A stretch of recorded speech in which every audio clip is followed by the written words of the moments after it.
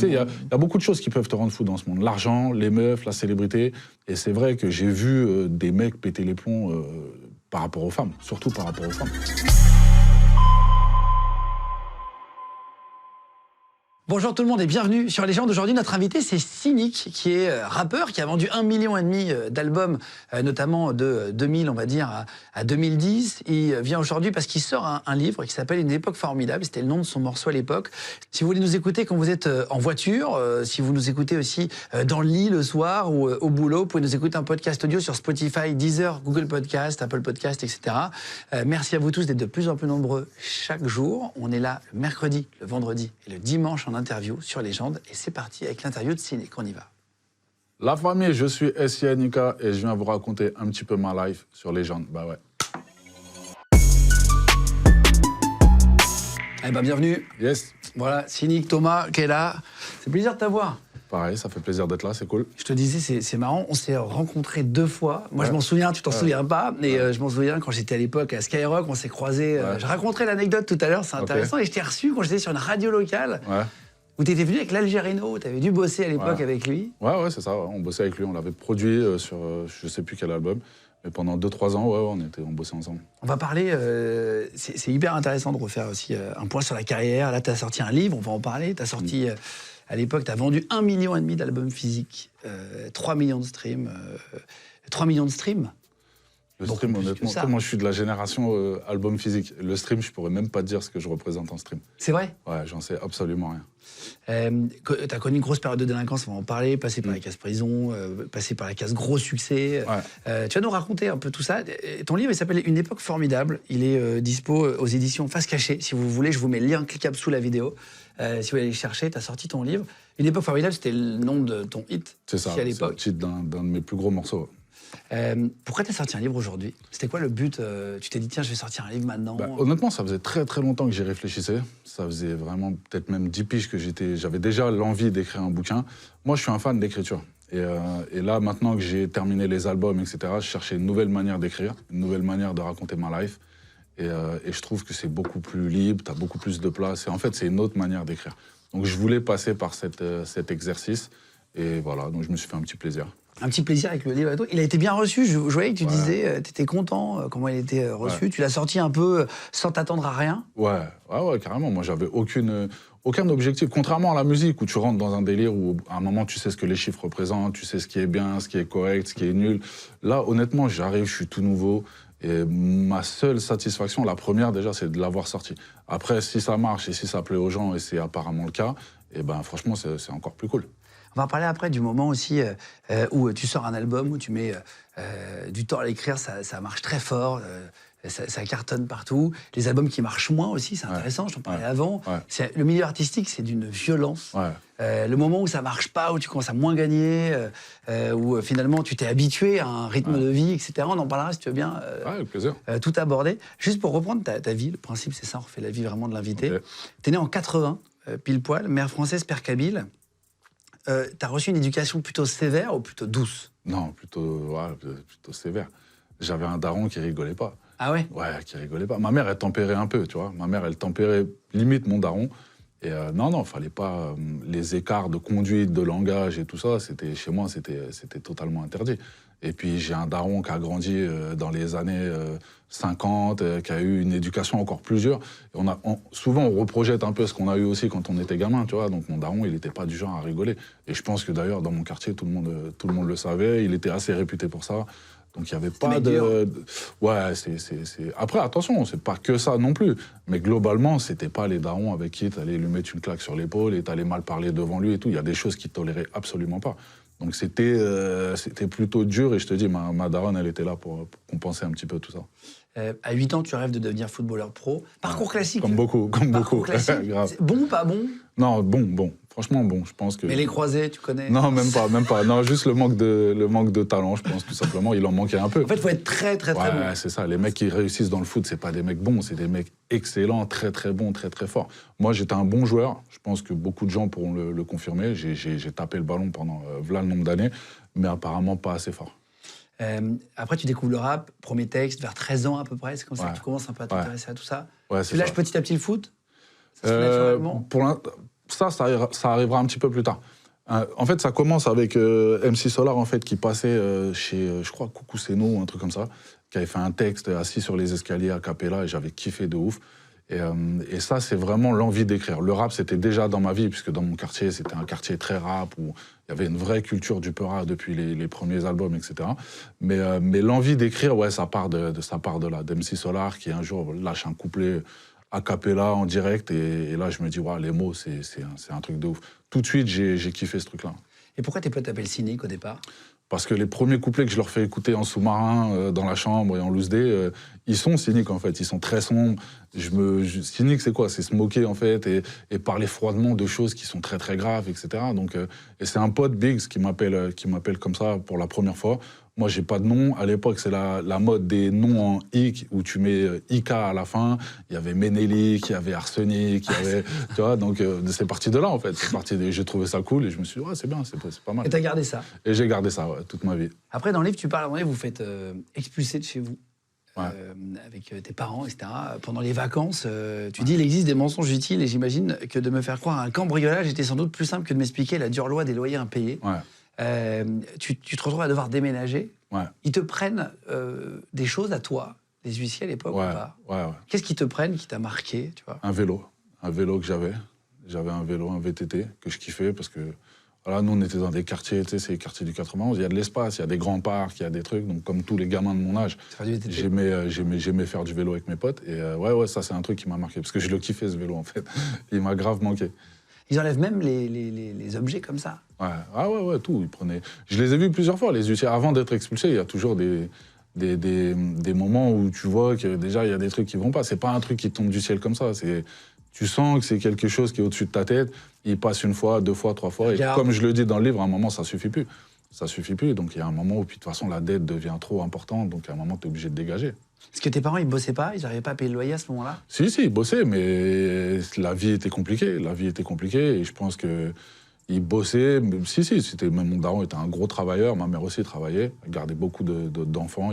J'avais tout le temps 5, 6, 10 gosses parfois à la maison. Putain, c'est une crèche. Mais ouais, c'était une mini micro-crèche. Exactement. Mais apparemment, ça suffisait pas. Tu vois. Je peux pas leur en vouloir. La vie était différente à l'époque.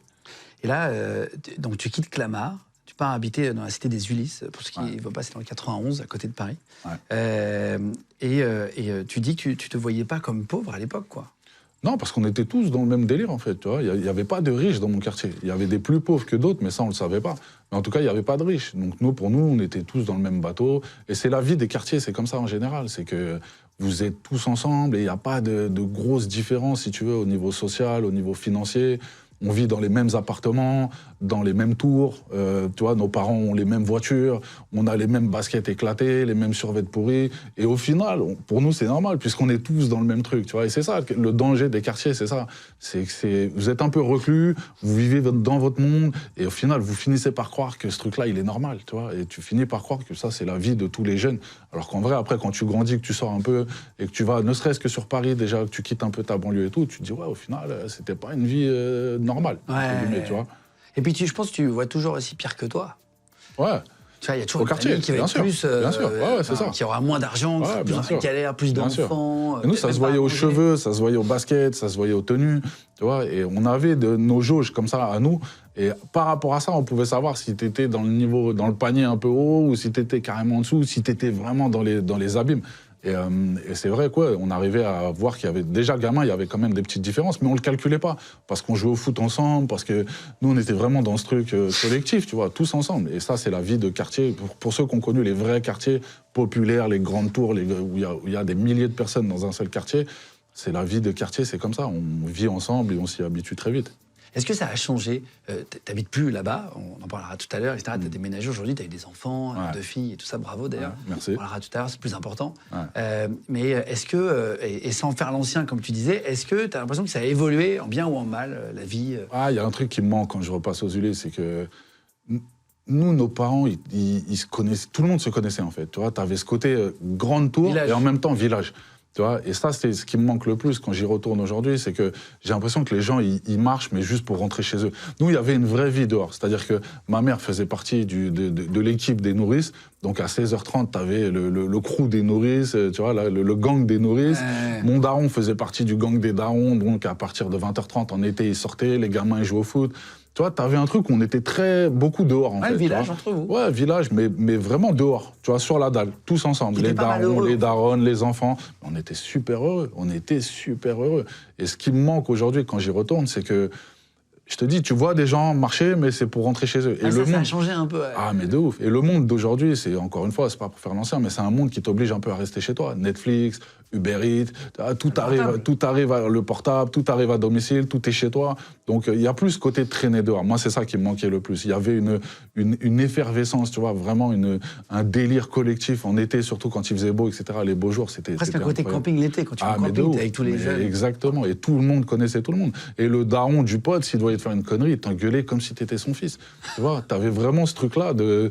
Et ouais, non, mais c'est-à-dire tu craignais tout le monde en vrai, parce que t'as une daronne, n'importe qui. T'avais 25 darons qui pouvaient te mettre Exactement, t'en avais pas un, exactement, t'en avais 25, t'en avais 30, t'en avais 40, et du coup, t'avais ce côté vraiment... Régulé aussi, non, un peu. Exactement, mais c'était mortel, c'est comme ça. Et ça, c'est vraiment ce qui me manque le plus, c'est que le quartier, c'est toujours le même, ils l'ont embelli, il a un peu changé, il a un peu évolué, mais ça, c'est normal. Mais c'est surtout l'atmosphère qui est différente. Et à 16 ans, vous faites expulser une nouvelle fois. T'es plus grand, t'as 16 piges, vous n'avez pas de camion de déménagement, vous déménagez dans une 205. Ouais, une 205, quoi. C'est plus grand-chose, quoi. Bah, c'est ce que je dis dans le bouquin, c'est qu'on a laissé tout ce qui était volumineux. On a pris des cartons, on a fait je sais pas combien d'allers-retours et déménagé avec une 205 d'entreprise, tu sais, avec les deux places, là, les deux places. C'est ghetto. Les 205 d'entreprise. Ouais, c'est mon daron, il bossait avec ce truc-là, il y avait deux places, tu sais, les deux places devant, et puis derrière, t'avais un espèce de truc à plat, là, comme ça. Bah, c'est comme les petites camionnettes blanches maintenant, mais avant, il y avait ça. Minuscule. Et du coup, ouais, c'était une galère sans nom. C'était beaucoup plus petit.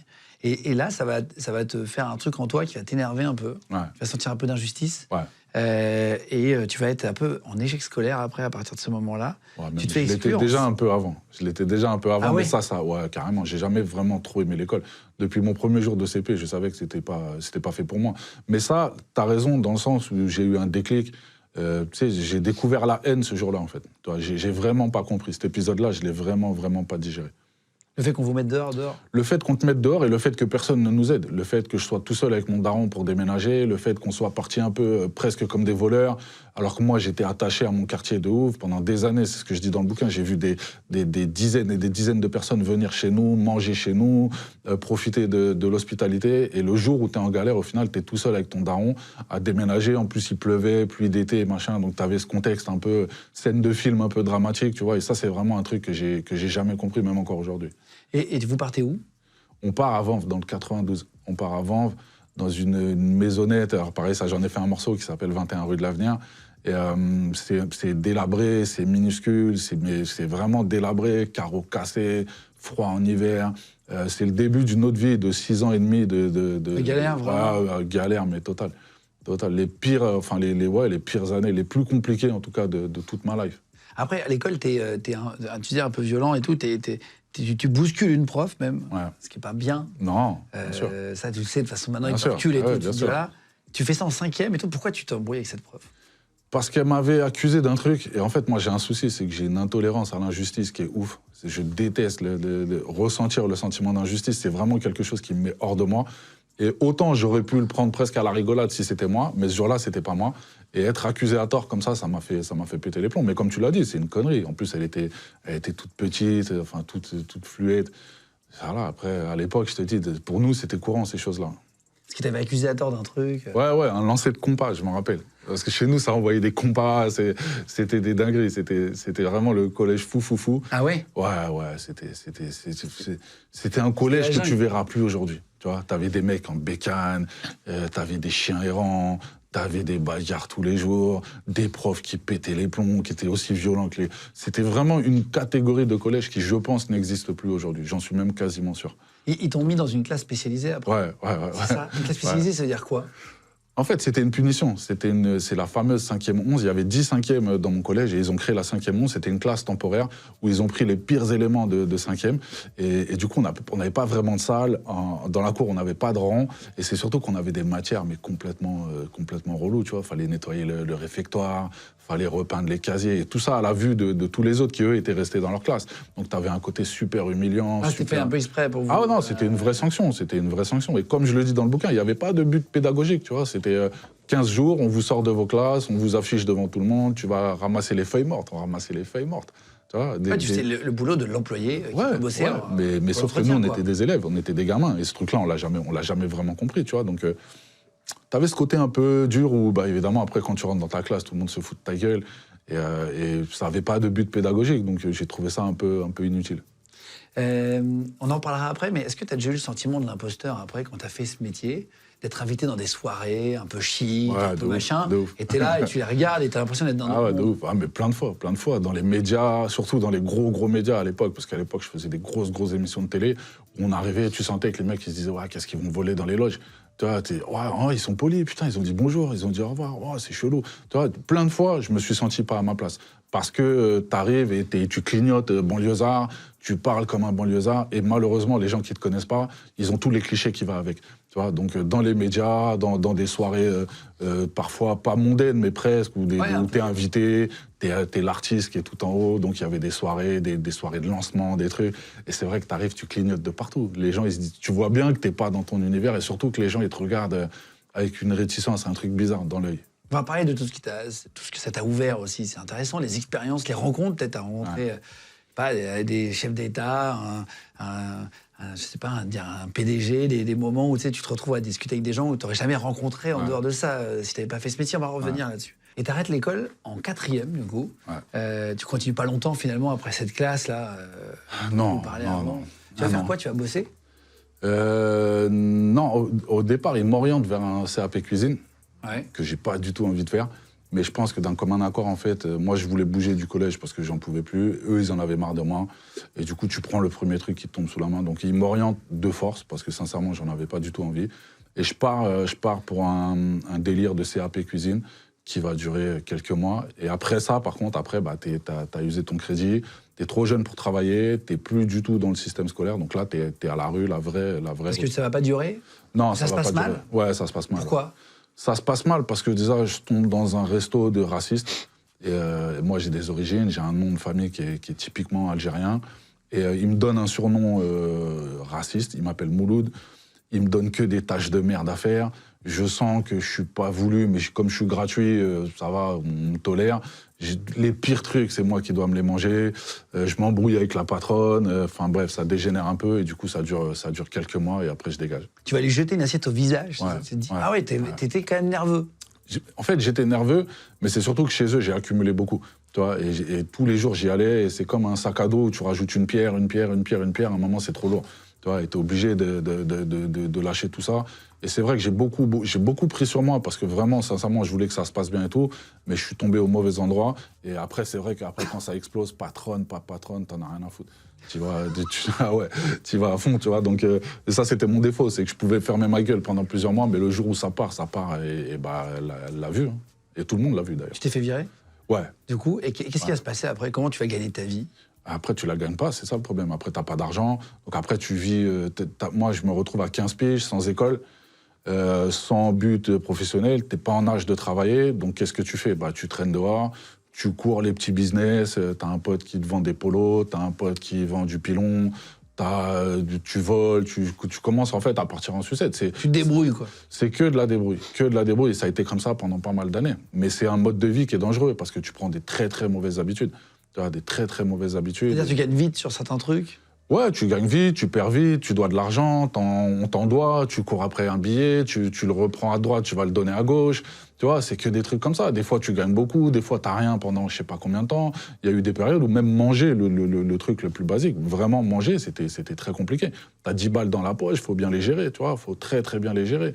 Donc, c'est des années un peu compliquées, ça. C'est là que tu vas rencontrer Diams, à l'époque? Ouais. Mélanie, tu vas la rencontrer à cette période et tout. Ouais. Vous devenez potes tout de suite? Qu'est-ce qui se passe? Pas tout de suite, elle est présentée par un pote à moi, Gros Dash, et avec qui je rappe à ce moment-là, qui fait partie de mon premier groupe. Et elle est dans un lycée où je fais mes petites affaires à droite à gauche. Et en fait, elle a déjà de l'avance. C'est-à-dire qu'elle rappe déjà. On sait qu'elle est très très forte. Elle rappe avec un collectif qui s'appelait Mafia Tressé à l'époque, qui était vraiment un collectif de référence. Et je sais que c'est une meuf qui cartonne, qui est en avance sur nous dans le rap, etc. Et la connexion, elle se fait comme ça. On lui fait écouter des morceaux à moi, elle kiffe. Et puis après, voilà, le rapprochement, il se fait tout seul. Et en même temps, à côté, tu vas un peu tomber dans la délinquance, tu expliques, et tu vas même tenter de faire un braquage. Ouais. Mais c'est-à-dire tu vas carrément te préparer. Ouais. C'était quoi le but? Juste de l'argent, là? Prendre de l'oseille, ouais, prendre de l'oseille. Parce que là, on accélère un peu le truc, tu vois, mais on commence par des tout petits trucs merdiques et le manque d'argent fait que tu deviens chaque jour de plus en plus ambitieux. Et des braquages, des homejacking où tu vas chez des gens, des trucs, on en a fait beaucoup malheureusement. Et à un moment, c'est vrai que tu veux faire le gros coup, tu veux être tranquille. Et j'avais bossé dans une station-service et j'ai vu l'oseille en fait qui passait. Voilà, j'ai compté ce que j'aurais jamais dû compter. Et en dégageant, ça a duré 2 mois. De l'essence, quoi. La caisse, mais c'est surtout l'oseille que tu envoies. Il y avait un truc où tu mettais de l'argent dans une bulle. Il y avait un espèce de tuyau comme ça qui arrivait et ça s'appelait remise en coffre. Donc c'est-à-dire sur le clavier, carrément, ça s'appelait remise en coffre. Donc moi, déjà, coffre. Je me dis, il y a un coffre. Quand je travaillais le dimanche, des bulles de 3 000 €, j'en mettais au moins 10 et j'en faisais. Donc tu fais les calculs vite fait, tu vois. Tu dis, ça te fait rêver, quoi. Bah déjà, tu te dis, si tu prends le coffre un dimanche soir, tu as minimum les 10 bulles de 3 000 € que tu as mis, plus le fond de coffre, tu commences à réfléchir un peu comme ça, tu vois. Et c'est de là que cette idée-là, ce projet-là, il est parti comme ça. Et du coup, tu te fais une équipe? On fait une équipe, on était 4. On prend des petits du quartier qu'on met tout autour, en fait, parce qu'aux Ulysses, il y avait un système de passerelles qui a moins maintenant, parce qu'ils en ont détruit. Mais c'était une ville sur 2 niveaux avec énormément de passerelles. On met des petits sur toutes les passerelles, on quadrille le truc, on leur donne à chacun un talkie-walkie. Et pareil, ça, c'est une des anecdotes du livre, c'est que la première fois on y va, le patron, et je savais qu'il y avait lui qui avait les clés du coffre, il n'est pas là. Donc on se dit, vas-y, c'est pas grave, on revient dimanche prochain. Le dimanche d'après, on fait un test, on est tous prêts, cagoulés, fusil, machin et tout. Et on se retrouve avec un talkie-walkie qui marche pas. Il y a un petit qui répond pas. On se dit, imagine, les Condés, ils arrivent de son côté, on va se faire crever, c'est dommage. On jouait beaucoup quand même. On était conscient que là, on parle pas de 2-3 mois de prison. Là, ça parle en année. Donc on se dit, c'est pas grave, on le refait le dimanche prochain. Et entre-temps, 2-3 jours après, je retombe pour une histoire de merde où je prends quelques mois de prison. Et je t'avoue que ça a été un déclic parce que je me suis dit, t'aurais pu y être pour beaucoup plus longtemps que ça. Et au final, tu vas faire une petite peine de merde que j'ai fait d'ailleurs presque en rigolant parce que je me disais, je suis passé à côté de quelque chose de beaucoup plus chaud. Tu vas prendre combien de temps? Je prends 3 mois, donc je fais une toute petite peine. Et au final, dans ma tête, chaque jour, je me disais, mais normalement, j'étais là pour 5 ans. Tu vois. Et c'est ce déclic-là, en fait, qui fait qu'à un moment, je me suis dit, eh ben, tu sais quoi, arrête. Et malgré tout, même quand t'arrêtes, ce qu'il faut savoir, c'est que la justice, c'est pas un truc où tu m'époses. T'as fait tellement de conneries, le temps qui te nettoie, qui te lessive, etc. Il te rattrape. Ah ouais, entre le moment où j'arrête et le moment où la justice arrête de m'emmerder, il y a 5-6 ans. Parce que t'as des histoires qui remontent, t'as des procès que t'as pas été, t'as pris des peines de prison, des trucs, et des fois, tu te fais contrôler, bam, vous avez tant de mois à faire, bim, prison directe, tu vois. Ça, c'est arrivé plein de fois. Donc ça, c'est le prix à payer de quand t'as eu une vie de délinquant et que t'étais même plus à jour avec la justice et que t'allais même plus à tes procès et que tu sais plus où t'en es, quoi. Oui, il fallait se nettoyer. Ouais, mais c'est ça. Tous les gens qui ont connu ce mode de vie-là le savent. À un moment, ils te lessivent. Ils te nettoient de la tête aux pieds. Il faut mieux, limite, y aller. Ouais, finir, bien sûr, partir à zéro. Bien sûr, exactement. Mais ça, c'est un des regrets que j'ai eu. Quand t'es jeune, t'es là. De toute façon, je te dis, à un moment, je savais plus où j'en étais. Il y en avait tellement, je savais même plus. Donc, j'étais pas à jour dans ma vie judiciaire, on va dire. Et ça, tu le payes le jour où t'arrêtes. Il suffit pas de dire, ouais, ça y est, j'arrête, pousse. Eux, ils ont encore des choses à te reprocher, tu vois. Cette petite peine de prison qui va te faire changer d'avis sur ton mode de vie et tout ça, c'était un truc pourquoi? C'est parce que je m'embrouille avec des mecs, on tombe en panne. On voit des mecs sur le bord de la route, on voulait juste passer un coup de fil. Et c'était l'époque où les mecs, ils avaient les téléphones, tu sais, à la ceinture. Et le mec, il me dit, ouais, j'ai pas de portable. Et voilà, pareil, je me suis dit, il se fout de ma gueule. Et voilà, c'est parti en couille comme ça. Donc c'était vraiment une agression balourde, défoncée au shit. Tu vois, au point où on n'a même pas bougé, on est resté dans le périmètre. On était défoncé du matin au soir. Et on était très violents, mais c'était tellement normal pour nous qu'on se rendait même plus compte, en fait, qu'on faisait des trucs, tu vois, répréhensibles. Et c'est ce qui s'est passé ce jour-là. Donc voilà, agression, coup de crosse dans la tête, et au final, petite peine de prison. Putain. Et maintenant que t'es papa et que t'as un peu grandi, tu te rends compte que ça, c'était bête? Bien sûr, bah oui, bien sûr, de ouf. C'était gratuit, c'était bête, c'était se mettre en danger les autres. On était des poisons. On était tous des poisons de ouf, quoi. Et évidemment, ouais, quand t'as le recul et qu'après tu passes dans une autre vie, etc., tu te dis, mais par où je suis passé, c'est incroyable. T'as été fiché S? Ouais. C'est fou, ça. Ouais. Pourquoi? Tu l'as su? Comment on Honnêtement, sait je qu'on l'ai est jamais fiché fait. S, pardon? En fait, ça a commencé avec une tournée au Canada. Je partais faire un concert au Canada. Et c'est au moment où tu donnes ton passeport, tu sais, au douanier, là. Et là, j'ai vu sa tête changer. Et ce qui aurait dû durer 2 minutes... à l'aéroport. Ce qui aurait dû durer 2 minutes a duré 2 heures. Et au final, là, je me retrouve avec une équipe de keufs qui me mettent dans une petite pièce. Je sens qu'il se passe un truc qui n'est pas normal. Tu vois, parce qu'eux, ils ne te le disent pas au début. Tu vois, et c'est plein de vérifications, plein de trucs. Et... Tu dis que tu vas repartir sur un truc de l'époque. Ouais, moi, je pensais que c'était ça. Je pensais que c'était une peine de prison que je devais faire. Qui me rattrape. Et je me dis, en fait, ils vont me crever, je vais aller direct en prison. Et en fait, pas du tout. Je sens que c'est encore plus grave que ça. Et là, ils font des recherches et c'est super long. Et il y a un flic qui, au final, qui prend le temps de nous expliquer, qui nous dit, voilà, il y a une fiche S, quand c'est comme ça, pour voyager, c'est compliqué, machin, etc. Et après, c'est devenu une habitude. Après, quand je voyageais, je savais, on partait 2 heures en plus que ce qu'il fallait. Donc, pour un vol international, on partait 5 heures à l'avance, parce qu'on savait qu'on en aurait minimum pour 2 heures. Et à chaque fois, c'était des contrôles qui étaient super longs. J'ai jamais su d'où ça venait, pour être honnête. C'est vrai? Ouais, j'ai jamais su d'où ça venait. Ce qui me sauvait un peu à l'époque, c'est que je leur disais, regardez, je vais faire une tournée de rap. Est-ce que j'ai une tête de fichier? Je suis tatoué de partout, on va faire du rap. Est-ce que tu penses que vraiment c'est le comportement d'un mec qui est fiché S? C'était un peu ça. Et puis à un moment, je commençais à devenir connu. Donc les mecs me reconnaissaient. Eux-mêmes, ils ne comprenaient pas. Ils étaient obligés de le faire. Ils faisaient leur boulot. Ils faisaient leur boulot. C'est pour ça que je leur en voulais pas. Et ça a duré 5 piges. Pendant 5 piges, à chaque... Et t'as su que c'était fini à un moment donné? Et un jour, en donnant mon passeport, je m'attendais au même truc. Et le mec, il m'a dit, allez-y, passez. Et en fait, ça a disparu. Ça a disparu comme c'est venu, du jour au lendemain. Tu dis, putain. Ouais, j'étais content. Tu peux même pas me faire un peu contrôler? Ouais, je te jure. Non, mais c'était relou. C'était relou pour mon équipe aussi. Bien sûr. Tout le monde était obligé de venir beaucoup plus tôt. Et c'est super contraignant. J'ai voulu tourner un clip aux USA. Ils me l'ont refusé une première fois. La deuxième fois, ils me l'ont fait. Mais il a fallu se battre. Je suis arrivé là-bas. J'avais une équipe qui m'attendait. Enfin bref, c'est pas des conneries, hein, ces trucs-là. C'est des trucs, surtout à l'époque, là, les attentats, les trucs, tout ce qui s'est passé. En 2001? Ouais. Après ça, après le World Trade, t'avais une fiche S. C'est quelque chose de sérieux. Tu vois, t'étais fiché S, c'était quelque chose de sérieux. Et quand tu le voyageais, et surtout quand tu vas dans des pays genre nord-américains, le Canada ou les États-Unis, je peux te dire que ça... Ouais, où la sécurité, ça rigole moins. Ça rigole pas du tout, tu vois. Donc t'arrives, t'as des équipes de condés qui t'attendent, t'es interrogé, tes trucs, t'es surveillé. Aux États-Unis aussi, quand t'arrives? Ouais, bien sûr. Je suis parti tourner un clip à Chicago, on avait un comité d'accueil qui nous attendait, et ils t'attendent à la sortie de l'avion. C'est pas, ils t'attendent au contrôle ou quoi. Ils sont devant le truc, là, quand la porte de l'avion s'ouvre, ils sont là. Tu vois, donc c'est là où tu savais que c'était pour toi à chaque fois? Ouais, bah après, je te dis, j'ai fini par m'y habituer. Au début, ça surprend. Après, tu te dis, vas-y, c'est comme ça. Ils vont me relâcher dans 2 heures, c'est pas grave, ils font leur truc. Et les questionnaires des Ricains sont plus durs que les Français? Bah moi, je parlais pas très bien. J'ai un anglais très éclaté niveau scolaire, mais j'avais un de mes producteurs, Nabil, qui lui est totalement bilingue, et c'est lui qui faisait la traduction. Mais ouais, il voulait savoir où t'étais, ce que tu faisais, mais à la minute près. C'est pas juste est-ce que tu es en touriste, où tu dors, qu'est-ce que tu fais, il est où le matériel, montre-nous le clip, le machin, qu'est-ce que tu fais dans la vie. C'était les mecs qui refaisaient toute ta vie en 2 heures, quoi. Tu vois. Putain. Tu te lances dans le rap en 96. Ouais. Avec un groupe qui s'appelle Amalgame au départ. Ouais. Tu faisais semblant de chercher du boulot en même temps pour rassurer tes parents, c'est ça? Ouais, c'est ça. Pas qu'ils t'en veuillent ou qu'ils aient l'impression que tu foutes rien. Même pas, c'est que mon daron, il continue en fait à me bousculer pour aller chercher du taf. Et j'allais à la NPE, qui s'appelait la NPE à l'époque, aujourd'hui c'est Pôle emploi. Je prenais des fiches comme ça, n'importe lesquelles, et je disais à mon daron, ah, regarde, j'ai appelé, eux ils ont donné le poste, un truc. Mais en fait, c'était juste pour que mon daron il me laisse tranquille. Parce que lui, il était sur mes côtes, rap ou pas rap, il en avait rien à foutre, quoi. Et dans le livre, tu parles d'un gang, Los Monzas. Ouais. Qu'est-ce que c'est? En fait, au départ, c'est une bande de... Au départ, on crée mon groupe de rap, donc l'Amalgame. On se retrouve dans un quartier qui n'est pas mon quartier d'origine aux Ulysses, qui est un quartier juste à côté.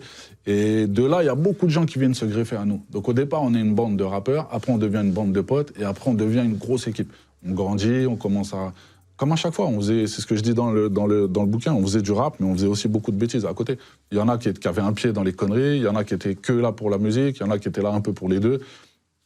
Et on se retrouve avec une équipe de 20, 30 mecs qui grandissent ensemble, qui sont ultra solidaires, ultra soudés, et qui peuvent être les mecs les plus drôles, les plus marrants, comme ils peuvent être très, très dangereux et faire des trucs très, très chelous, tu vois. Donc, ça t'a obligé à faire des trucs dangereux? Pas vraiment, en fait, ça tombe dessus comme ça. Tu souhaites pas cette vie-là, tu vois. C'est une vie qui est pas marrante, tu t'amuses pas, c'est stressant, tu peux te faire crever à droite à gauche. Il y a eu des histoires où ça a tiré, des histoires de coups de couteau, des trucs. Tu frôles la mort plusieurs fois, en fait, tu vois. Et c'est pas du tout une vie qui est amusante. Mais au départ, on a 16-17 ans. On se retrouve, on monte un petit groupe de rap et on traîne dans un quartier, donc au bâtiment 31. On a pourri le quartier, on a pourri la vie des gens. Et tout le monde est venu se greffer à nous. Et à la grande époque, t'avais 30, 40 mecs en permanence qui traînaient ensemble. Et alors, des fois, ça rigolait, c'était cool et tout, mais des fois, ça partait en couille. Et quand ça partait en couille, il fallait répondre présent. Et malheureusement, il y avait beaucoup de vaillants dans cette équipe-là.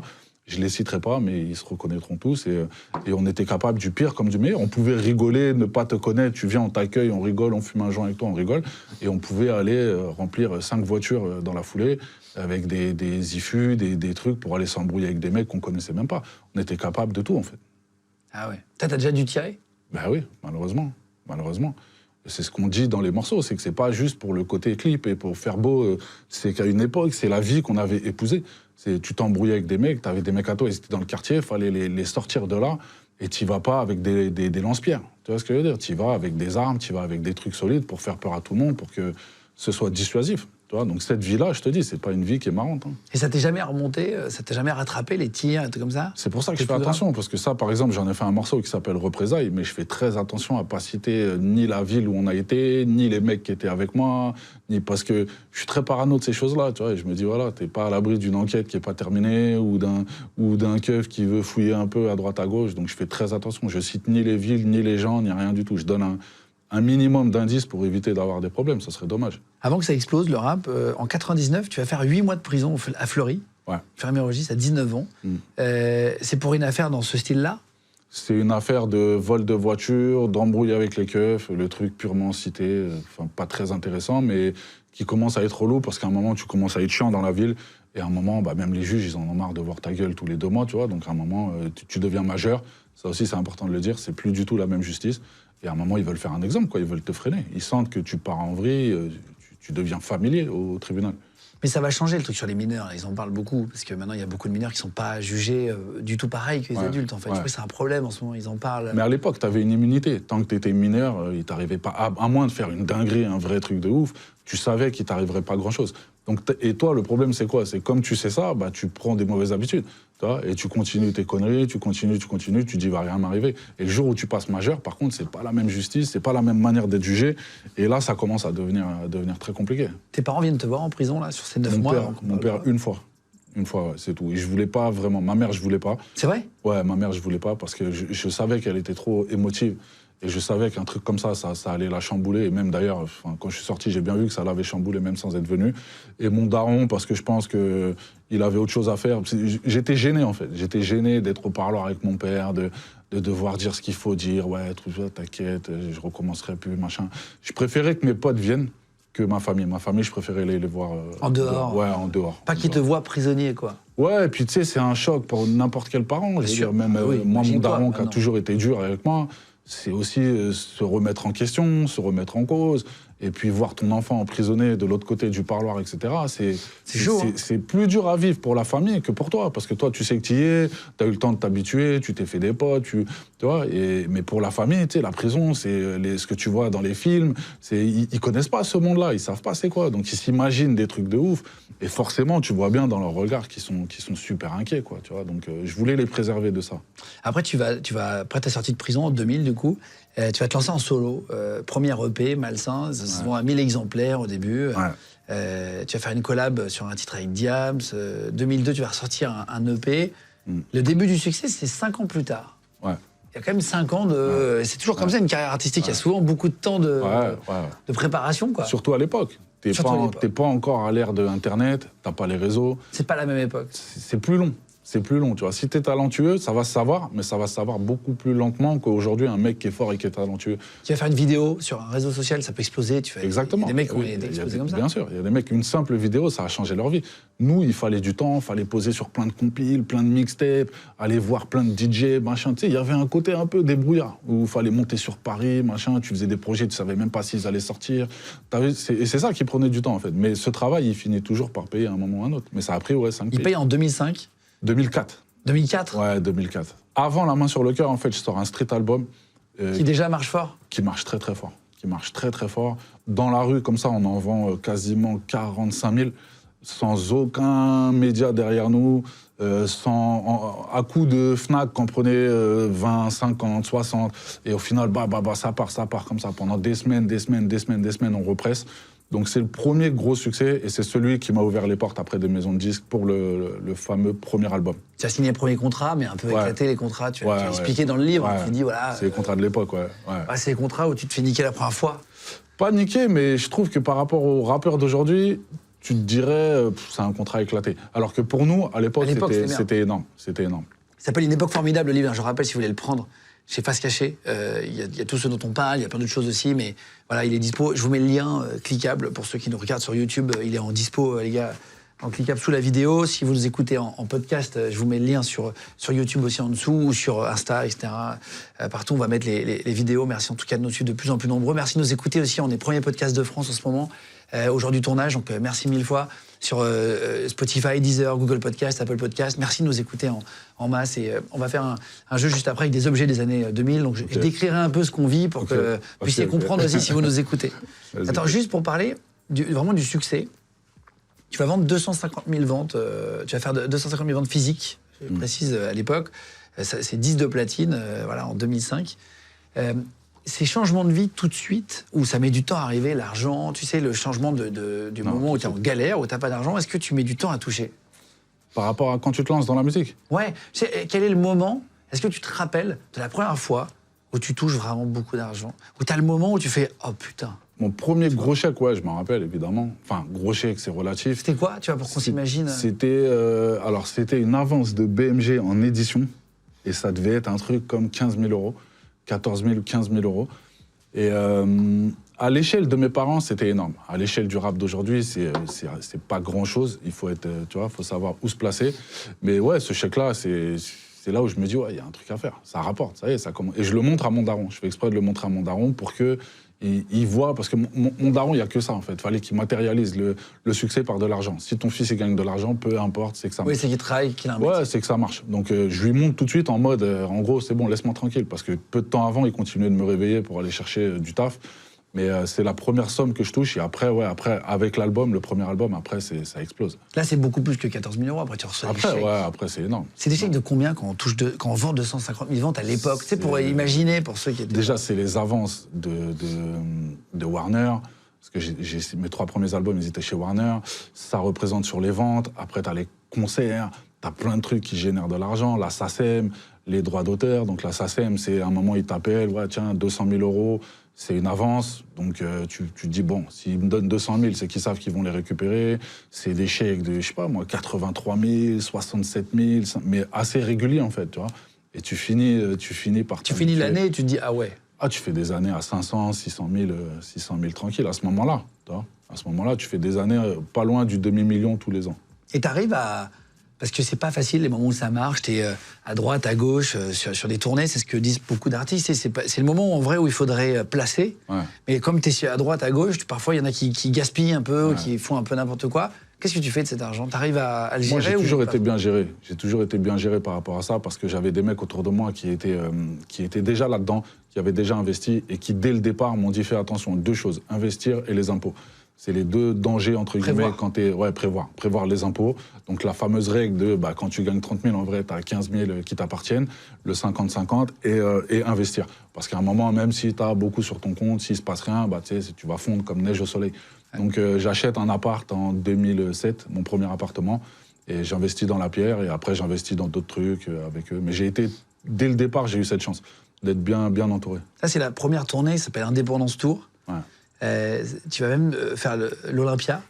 Ouais. Tu dis dans le livre, voir mes parents au balcon de l'Olympia dans les coulisses d'une salle si légendaire me rendait heureux au plus haut point. Tu vois tes darons, tes parents hyper heureux. Ouais, de ouf. Même l'Olympia, pour eux, ça avait plus de valeur que le Zénith ou que Bercy, par exemple. Parce qu'il y a ton nom en gros. Non, c'est tes fameuses lettres rouges, machin, et puis surtout ce que ça représente. Tu vois, l'Olympia, c'est la salle de nos darons. C'est Aznavour, c'est Brel, c'est Edith Piaf, c'est tout ça, en fait, tu vois. Et pour eux, le top, le Graal, c'est ça. Donc, de les voir à l'Olympia, je voyais dans leur regard qu'ils se disaient « Ah ouais, en vrai, il n'a pas rigolé ». Quand tu gagnes de l'argent, qu'est-ce qu'ils disent, tes parents, là? Ils disent quelque chose? Il y a une phrase qui t'a marqué? Ils sont fiers. Je vois qu'ils sont fiers, en fait. Je les vois très peu, en fait, à ce moment-là. Je les vois très peu. Eux, ils vivent à Nice.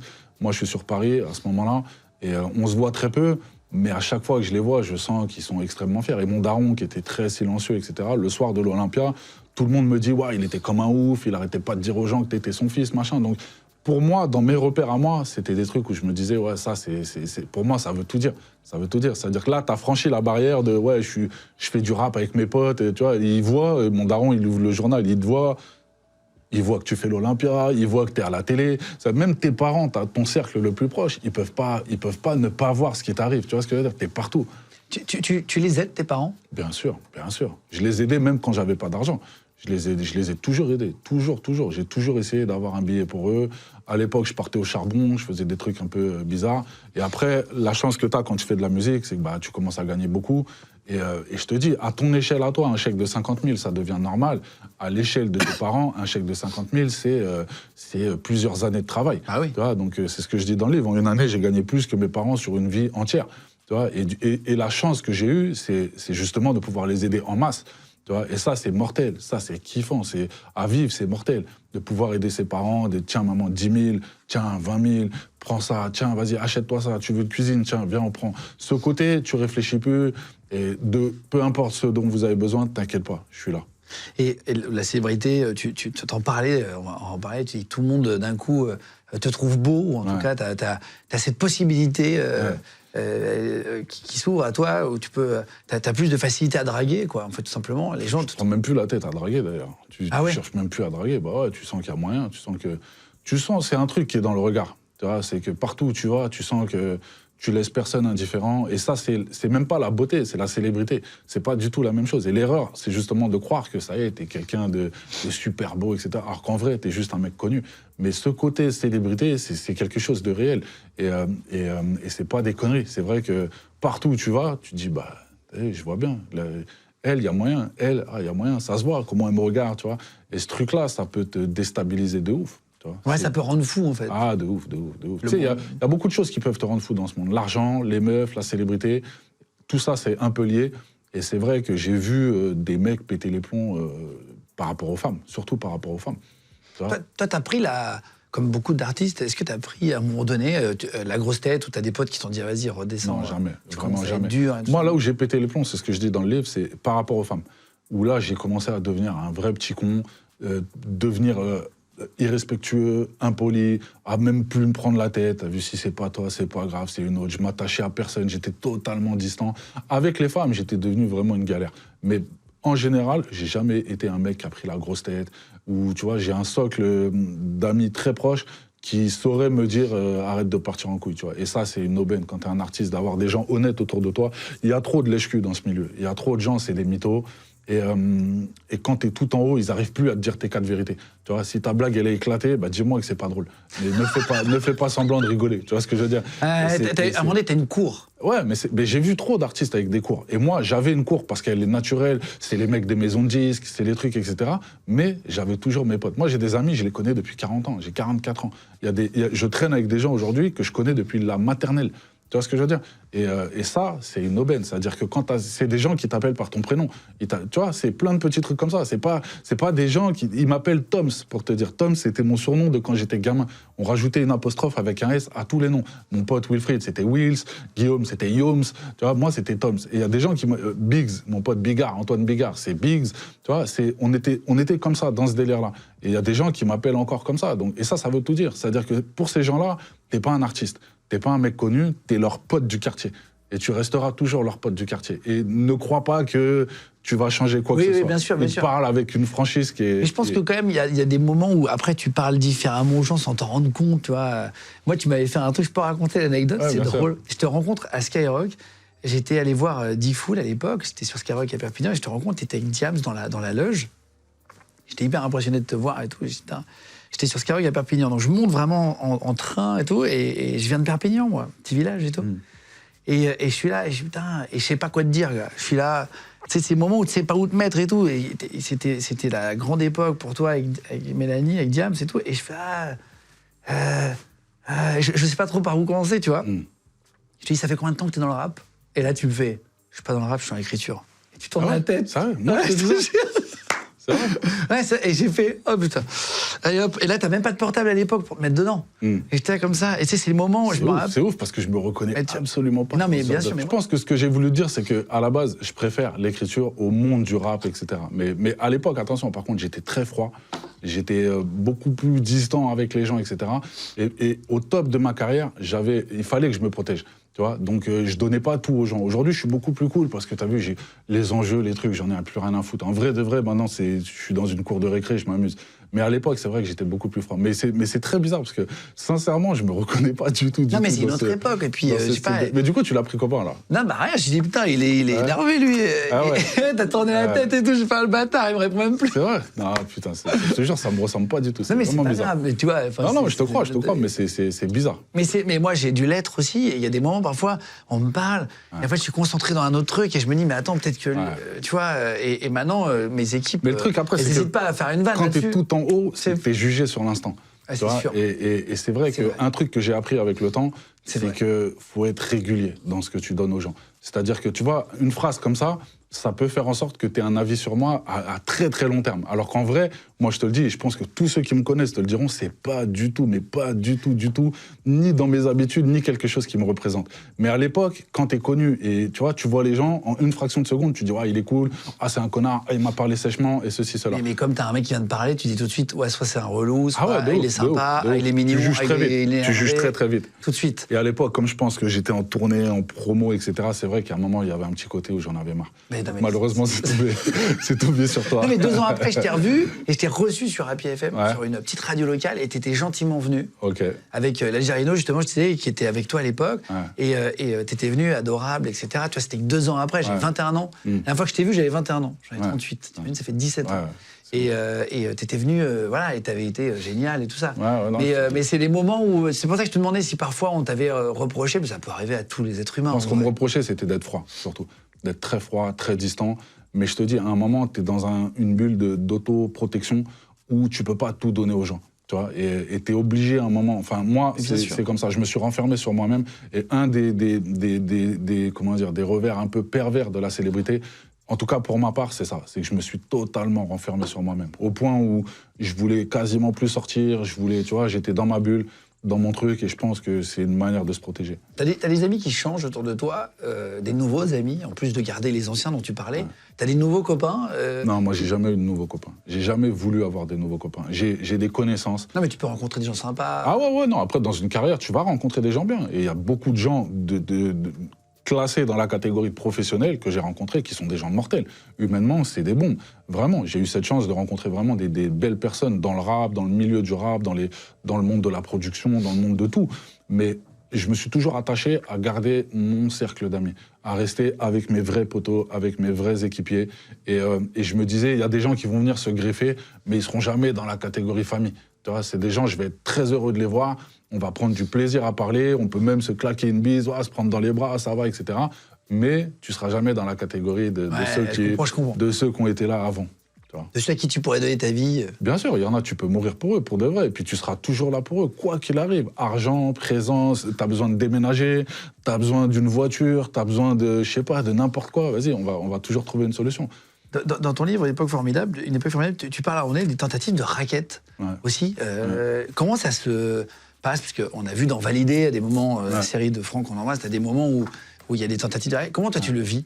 Ça se matérialise comment? Déjà, ce qu'il faut dire, c'est qu'à la base, il y a des mecs, c'est leur boulot. Et c'est ce que je dis dans le livre, c'est que c'est pas personnel, c'est pas contre toi. C'est des mecs qui lancent des cannes à pêche. Et dès qu'il y a un mec qui est connu, il lance une canne à pêche, il se dit si ça mord, ça mord, si ça mord pas, ça mord pas.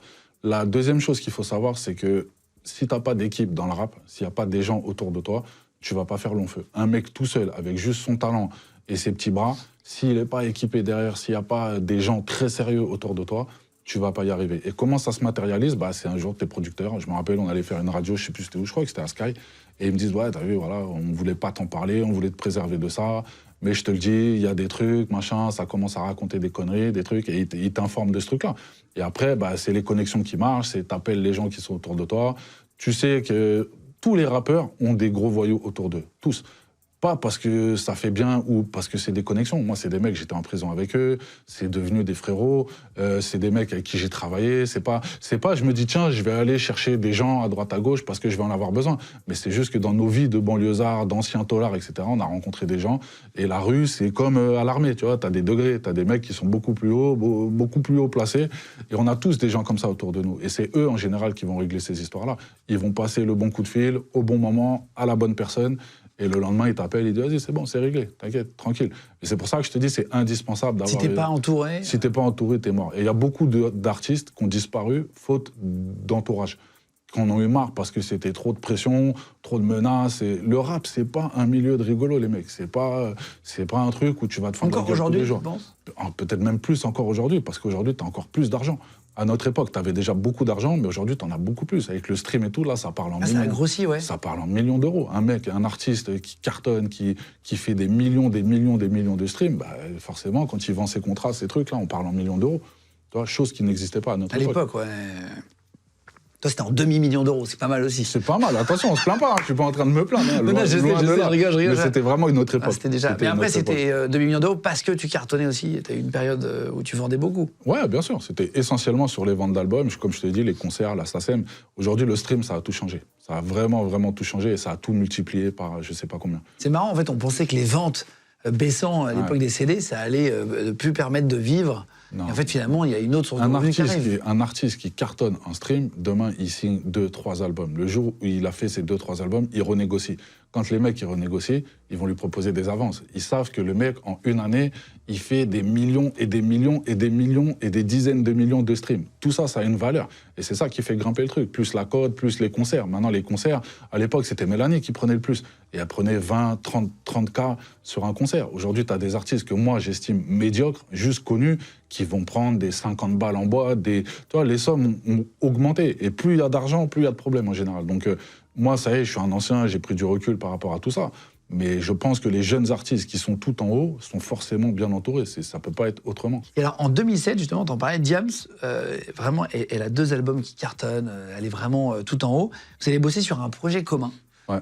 Tu expliques un morceau ou un album? Un album en commun, ouais. Un album, et qui va jamais voir le jour? Ouais. Comment ça se fait? Ça s'arrête? Qu'est-ce qui se passe?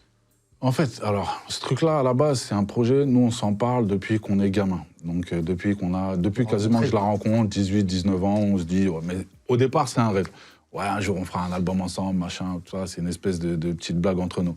Après, nos carrières, elles explosent respectivement, chacun de notre côté. Elle, beaucoup plus, parce que bah, c'est plus d'1 million de ventes, etc. Et au moment, en fait, où on le fait, on décide de lancer ce projet, et ben en fait, on est rattrapé par le business. On est rattrapé par le business. Et elle vend 1 300 000 et ses producteurs ont tout fait pour l'arracher un peu à l'image street, Skyrock, tu vois ce que je veux dire, vraiment rap pur et dur. Et pas sur énergie après. Elle pas sur énergie. En fait, elle a cassé les barrières du simple rap. Elle est rentrée dans les foyers des gens. Il y a eu un relooking physique, relooking musical. Et moi, en fait, je me rends compte que je suis le retour en arrière. Tu vois, je suis le truc à ne surtout pas faire. Parce que, bah, tu vois, et je ne saurais jamais si elle n'a pas osé me le dire, si elle vraiment elle voulait le faire. En tout cas, ce qui est sûr, c'est que son équipe, à un moment, ne voulait plus le faire. On fait une semaine de studio et on voit son producteur arriver en bombe dans le studio, en mode, en train d'hurler de partout. Ouais, comment ça, j'étais pas au courant, nanani, nanana. Et au final, le truc, il se termine comme ça, tu vois. Donc, rattrapé par le business. Et il y a une embrouille aussi lors de ces concerts au Zénith, c'est ça? Ouais. Tu peux pas accéder à sa loge. Ça, c'est fou. Au-delà de ça, c'est là où c'est dur l'ego, on va en parler ouais, après. C'est ouf. C'est dur quand même. Mais moi, je l'ai mal vécu parce que déjà, avant la loge, il y a le côté où on rentre, et je rentre avec mes 2 producteurs, Karim et Nabil, et où on tombe sur un mec de sécu qui me dit à moi, toi tu peux, mais eux ils peuvent pas. Et déjà, ça commence mal. C'est-à-dire que moi, dans mes codes et dans mes valeurs à moi, t'es mon ami, tu viens avec qui tu veux. Tu vois, j'ai pas l'habitude de ces trucs-là. Et ça s'embrouille déjà avec les mecs de sécu dès le départ, en mode si, je leur dis, écoute bien, si tu les fais pas rentrer, quand moi, elle va croire que je vais venir sur scène, parce qu'elle m'attend un moment sur scène, je serai pas là, et ce sera de ta faute. Tu vois, et je lui dis, moi, s'ils rentrent pas, je rentre pas. On s'embrouille, ça marchande comme des marchands de tapis, ça rentre. Et après, moi, j'avais un petit rituel avec elle, c'est qu'avant chaque concert, j'aimais bien fumer une petite clope et tout, et je dis à son mec de sécu, Jean-Michel, et je lui dis, ouais, elle est où Mélanie et tout, il me dit, ouais, elle est dans la loge. Je dis, ouais, je peux. Il me dit, ouais, t'as vu, je sens qu'il est un peu gêné, tu vois. Il me dit, ouais, t'as vu, elle se concentre, machin, tu vois. Et moi, c'est des... c'est là où je te dis, t'as vu, c'est une question de valeur. C'est-à-dire que moi, avant mes concerts les plus chauds à Paris, c'était la Cité, dans les loges. Tu vois, et c'est des trucs que moi, je comprends pas. On est bloqué à l'entrée, on peut pas te voir. Il y a ce côté un peu, alors tu la connais protégé. longtemps, Alors que voilà, moi, dans ma tête, j'ai une immunité. Mais je demande pas un traitement de faveur. Mais pour moi, j'ai une immunité. On se connaît depuis tellement longtemps. On a fait des concerts, il y avait 2 personnes dans les salles, pour de vrai, 2 personnes. Et je lui dis, t'as vu, enfin, moi, c'est des choses que je comprends pas. Donc ouais, ça me vexe un petit peu. Ça me vexe à ce moment-là, et c'est là où je comprends qu'elle a été rattrapée par le système, en fait. Tu vois, c'est pas réellement elle, c'est les choses qui ont été mises en place autour d'elle, c'est un fonctionnement, c'est un côté où on met l'artiste tout en haut et tout le monde veut la protéger, ceci, cela. Ça marche avec les gens qui sont extérieurs. Pour moi, ça peut pas marcher avec les gens que tu connais depuis le début. C'est une manière de voir les choses, tu vois. Et après, elle te contacte pas à la naissance de sa fille, ouais. C'est ça? Ouais. Ouais. Mais on a déjà décroché à ce moment-là. Vous avez déjà décroché, ouais, c'est ça. C'est une amitié qui s'est un peu perdue petit à petit. Ouais. Mais je pensais que la naissance de ma fille allait faire en sorte que, comme n'importe qui, tu vois, t'as des amis, t'as un enfant, tes potes y viennent, tu reçois un message, ouais, félicitations, une peluche, un truc, tu vois, une petite attention en mode, t'es mon poteau, ça fait plaisir, tu deviens papa, c'est cool. Tu vois, et t'as pas contacté à ce moment? Ouais. Je crois que c'était, pardon, c'est à la naissance de ta fille à toi. T'as pas une nouvelle, c'est ça? Ouais, de ma fille à moi, de ma première fille, Inès, c'était en 2009. Et j'ai pas de nouvelles. Et je dois peut-être être con, tu vois, c'est peut-être de ma faute à moi, mais j'ai des principes de vie qui font que ces choses-là, en fait, pour moi, ça a une valeur. Ça a une vraie valeur. Et si tu me calcules pas dans ces moments-là, c'est que en vrai, on n'a plus grand-chose à se dire. Et je pense que, très honnêtement, c'était déjà le cas. C'est malheureux, mais c'était déjà le cas à ce moment-là. T'as pas eu de nouvelles depuis? J'en ai par une personne qu'on a en commun, et j'en ai très, très rarement. J'en ai quasiment... Enfin, là, au stade où je te parle, j'en ai même plus, d'ailleurs, pour être honnête. Mais à une époque, pendant quelques années, j'en avais un petit peu, et aujourd'hui, plus du tout. En 2007, tu vas faire un duo avec James Blunt sur la chanson Je réalise. À l'époque, tu disais que tu avais un niveau d'anglais éclaté. Vous vous dites quoi en dehors? C'est compliqué, c'est compliqué de ouf, c'est compliqué. En plus, tu sais, moi, je voulais jouer la carte du foot et il s'en bat les couilles. C'est le seul anglais au monde, c'est le seul anglais au monde qu'on n'a rien à foutre du foot. Tu vois, donc je voulais jouer la carte. Ouais, t'es pour qui, machin? Il me dit, je m'en bats les couilles. J'ai un niveau à peu près 5e, 4e, tu vois. Donc j'arrive à me faire comprendre, j'arrive à comprendre certains trucs. Quand tu rentres après dans les détails du clip, etc., j'avais tout le temps Nabil ou un de mes gars qui était là et qui faisait la traduction. Donc tu sais, c'est bizarre, c'est bizarre. À l'écran, on est les meilleurs potes, derrière, on se comprend quasiment pas, tu vois. Entre 2005 et 2020, tu vas sortir 9 albums. Ouais. 9 albums studio, ce qui est énorme. Tu fais 4 disques d'or, 2 disques de platine, 1 disque de diamant. Il y a un moment donné où tu te dis, tiens, j'ai fait celui de trop. Comment, tu sais, parce qu'on va parler un peu aussi des échecs dans la carrière artistique, c'est très intéressant. À quel moment tu te dis, tiens là, je suis plus dedans, ou j'ai même plus envie, ou j'ai grandi, ou j'ai évolué? Le quatrième, c'est celui où ça commence à partir en sucette. Et c'est celui où je me suis le plus remis en cause, pour plein de raisons, parce que c'est l'année où j'ai ma première fille, et j'étais pas du tout dedans, en fait. Et très honnêtement, je crois que cet album, j'avais même pas envie de le faire. Je le fais parce qu'on signe un big contrat chez Universal, et qu'à un moment, eux, ils veulent sortir avant les fêtes, ils veulent profiter de Noël, des fêtes, etc. Donc en plus, on me met une deadline qui est super courte. Tout s'emboîte mal. Et je te dis la vérité, sincèrement, la catastrophe, je la sens arriver. C'est vrai? Ouais, je sens le truc arriver. Je sens qu'il n'y a pas un buzz de ouf. Je sens qu'il y a un essoufflement artistique. Je sens que j'ai pas envie, et c'est la première fois de ma vie où je vais au studio, mais ça me fait chier. J'ai qu'une envie, c'est rentrer chez moi, voir ma petite, profiter un peu de cette nouvelle vie. Et je sens un truc négatif comme ça. Et pourtant, j'y vais parce que voilà, j'ai pas le choix. Et c'est pour ça que je te dis, c'est un business avant tout, la musique. Et à un moment, j'aurais aimé, si j'avais pu, dire pause. Pause et je le sors plus tard, on verra plus tard. Mais je te dis, Universal, ils venaient de mettre 200 balles sur la table, ils avaient mis 100 000 €, je crois, ou je sais plus combien dans l'album. Donc on était quasiment, avec les clips et tout, on devait être à 350 000, 400 000 € d'investissement. Et tu peux pas leur dire, ouais, je veux sortir après Noël. Eux, ce qu'ils voulaient, évidemment, c'était profiter de l'engouement de Noël, des fêtes, etc. Donc voilà, tu y vas et tu te lances dans le mur, tout seul. Et tu vois que ça marche moins? Je le vois tout de suite, sincèrement, tout de suite. Avant même les premiers chiffres, je sens. Il y a un engouement. Quand tu sors un album et que tu cartonnes, tu passes dans la rue, tu entends tes sons dans les voitures, tu sens un truc autour de toi, c'est palpable. C'est difficile à décrire, mais c'est quelque chose de palpable. Tu sens qu'il y a un vrai engouement, tu sens qu'au niveau des radios, ça bouge, on te propose plein de dates de concerts, tout se met en place, il y a une espèce d'engouement comme ça. Et là, bizarrement, ça me paraissait grave calme. Et j'avais l'impression d'avoir été surmédiatisé pendant beaucoup d'années, et de commencer à saouler les gens. En tout cas, moi, c'est comme ça que je l'ai perçu. Je me suis dit, ça y est, je les ai saoulés, trop présents, trop partout. Et au final, à un moment, tu sais, voilà, le public, il se lasse, quoi, il finit par se lasser. Et pour l'ego et tout, c'est un métier d'ego. Sincèrement, je te dis la vérité, c'est pas ce qui m'a le plus dérangé. Moi, j'ai jamais eu vraiment un ego de ouf dans le sens, tu sais, l'ego au sens pur du terme, tu vois. Moi, ce qui me faisait chier, c'est que je décevais déjà les gens avec qui je travaillais. Et au-delà de l'ego, c'était plus personnel, quoi. Je me disais, putain, ça y est, en fait, ils m'aiment plus, tu vois, ils m'aiment plus. Il y a plus ce côté où, ça y est, je crois que je les ai gavés, ou peut-être que je suis devenu nul. En fait, c'est violent parce que tu te remets en cause à tous les niveaux. À tous les niveaux. Tu dis, peut-être j'ai été trop présent, peut-être je suis moins fort, peut-être que l'album, il est éclaté. Tu vois, à ce moment-là, en fait, tu sais pas réellement. Il te faut du temps pour digérer et te rendre compte de qu'est-ce qui n'a pas été dans cet album-là. Et tu te rends compte que tu as peut-être moins de featuring, des gens qui acceptent moins. Ça, tu le vois. Ça, tu le sens direct. Des médias qui étaient acquis à ta cause, tu les as plus.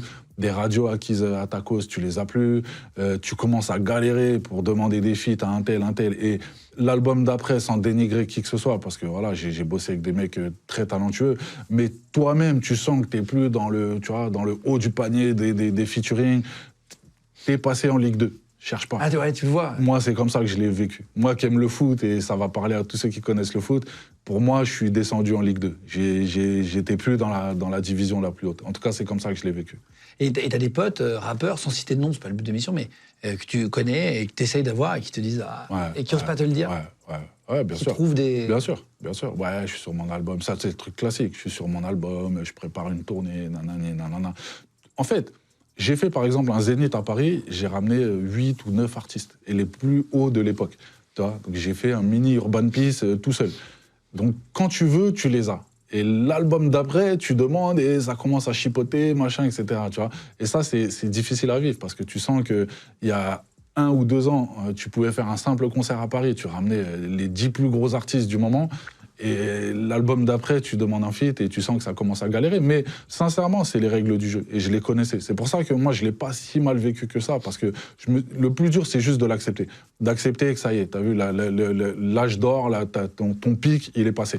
Maintenant, ça va être une autre carrière. Ça va être kiffant, mais ça va être autre chose. Et matériellement, pour parler de finances et tout, tu sais que tu avais des gros chèques à l'époque, des 83 000, etc., qui tombaient. Quand ça baisse, c'est dur de baisser en gamme de voiture, gamme de, j'en sais rien. Alors moi, en plus, ce qui m'est arrivé, c'est que les impôts me sont tombés dessus à ce moment-là.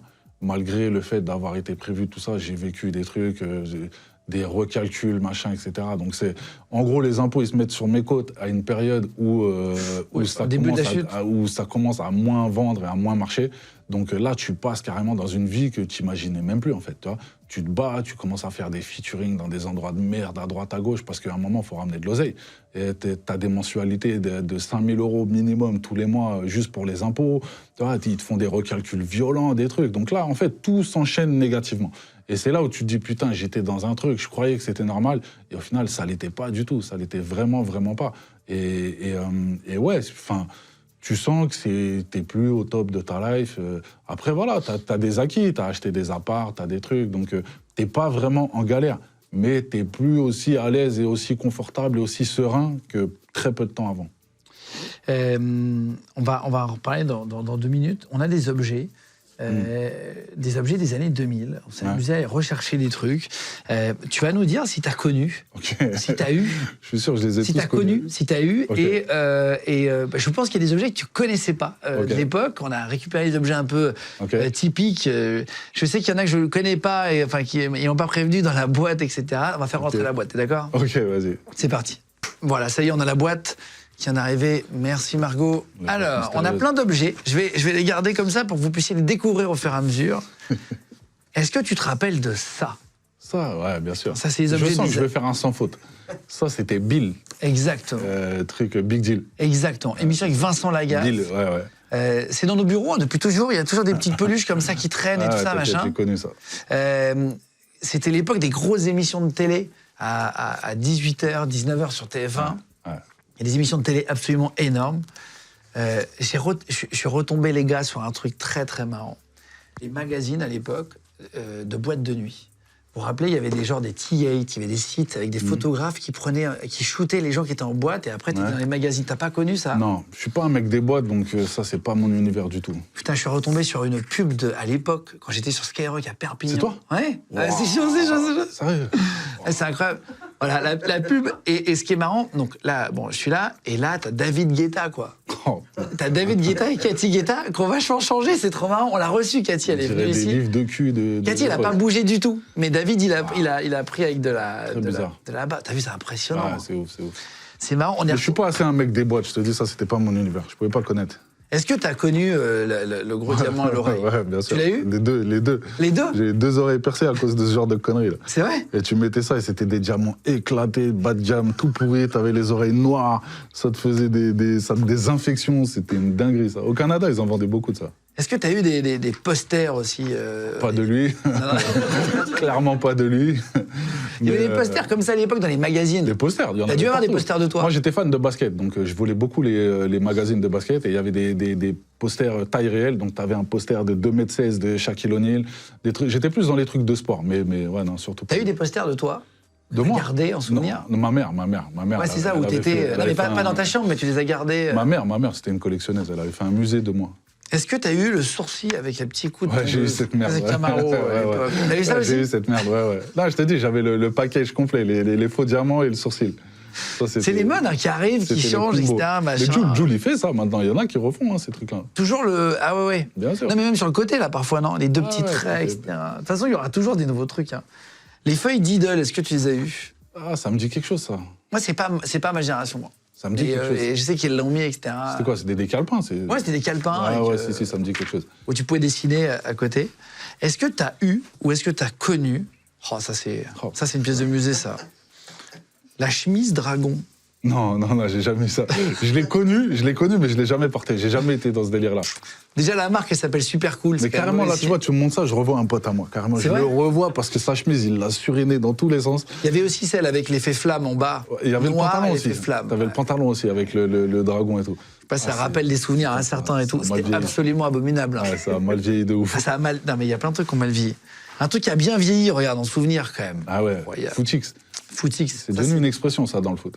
Ah, c'est vrai. Un Footix, c'est un mec qui connaît rien au foot et c'est à cause de lui. Ça, c'était la mascotte en 1998 de la Coupe du Monde qu'on a gagnée quand même, voilà, 3-0. Éclaté. Et c'était la petite mascotte, etc. Mais en plus, elle était plus mignonne. Tu sais, là, maintenant, il y a des mascottes des JO et tout, c'est quand même moins... Alors, on a... Est-ce que tu as connu ou pas? Bien sûr, mais tu rigoles ou quoi? 33-10. De revoir ça dans la rigoles. main. Avec le serpent. Ça m'émeut, gars. Non, mais je me dis, ouais, il y avait un bouton là, putain, ouais, pour l'ouvrir. Et tu peux enlever la batterie à l'époque. Ce qu'on peut plus faire sur les iPhones. Ça, c'était ouf. Ça, c'était très, très lourd à l'époque. Hein. Quand c'est sorti, c'était très lourd. Il y avait le fameux jeu du serpent. Ouais. Tous les galériens dont je faisais partie. Bien sûr. Et à la fin, le serpent, il faisait tout l'écran tellement j'étais fort. Non, c'était abusé. Ça, c'était un bête de téléphone à l'époque. À l'époque, il y avait 20, 30 SMS. 3310, c'est ça. Ça, c'est, ouais, celui-là, c'est le plus petit. Je crois que c'est si je dis pas de bêtises, c'est le 8210. Ah ouais? Si je dis pas de bêtises. Là, on me l'a pas prévenu, hein, je l'ai là, mais le 3310, c'était un pavé, tu sais. Okay, ouais. Et il était très lourd, celui-là, il est plus petit. C'est le même. Et à l'époque, on avait vraiment un seul jeu, on jouait la nuit et tout, machin.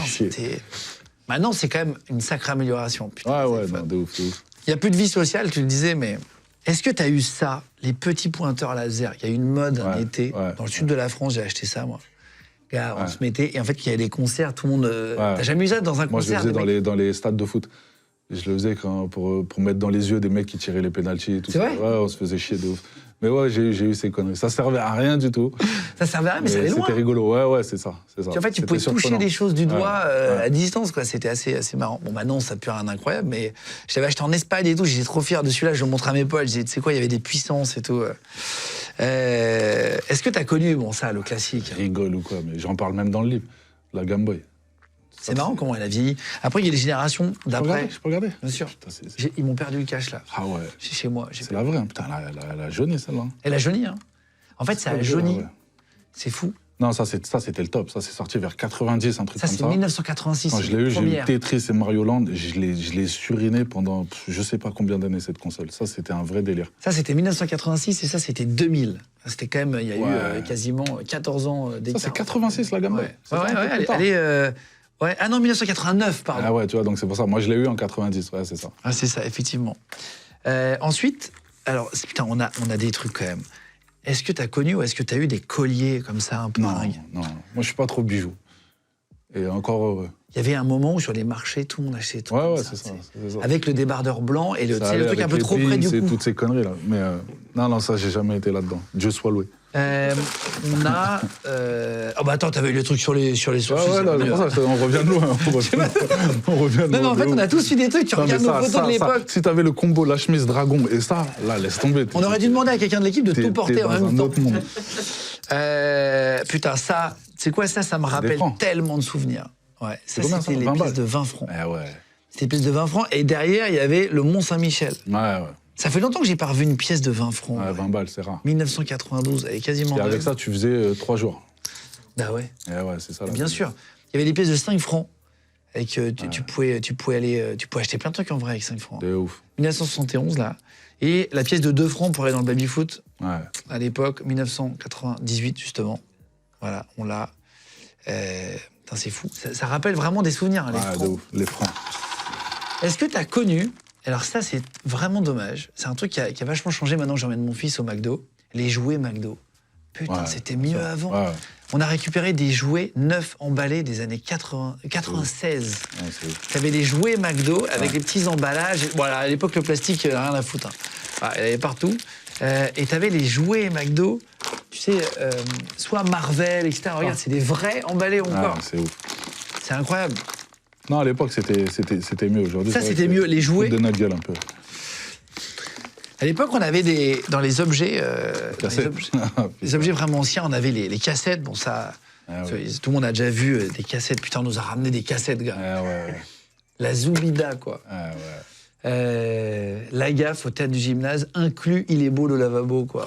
Attends, ça, c'est collector, quoi. La Zoubida... avec le sketch du beg. Putain, mais quand même, c'était une autre époque. Hein. Putain, c'est marrant. J'ai un objet qui était à l'époque un objet qui était réservé aux gens qui avaient beaucoup d'argent. J'ai trouvé dans une brocante. Je payais quand même cher, d'ailleurs, ce truc-là. Mais je trouvais ça incroyable. Je l'ai trouvé au Canada. Tout le monde a eu un Walkman. C'est quoi? C'est le Arcos, ça, non? Non, c'était le Watchman. C'était plusieurs milliers de francs à l'époque. En fait, c'était un Walkman avec une chaîne de... Tu pouvais regarder la télé à l'époque, tu mettais ça comme ça. Putain, c'est vraiment... J'ai l'impression d'être dans Stranger Things. Wow. C'est incroyable, non? Et en fait, tu pouvais... Donc, t'allumais et tu pouvais regarder la télé. Là-dedans? Ouais, regarde. Je sais pas si on va le voir. Attends, comment on l'allume déjà, tu te rappelles ou pas? Voilà. C'est fou, hein, la différence. C'est trop cher pour nous, ça. Et en fait, t'avais la télé, et le problème, c'est que ça capte plus la télé parce qu'ils ont arrêté le hertzien en France. C'est-à-dire que quand tu vas à l'étranger, bah, tu peux quand même entendre des trucs et tout, voilà.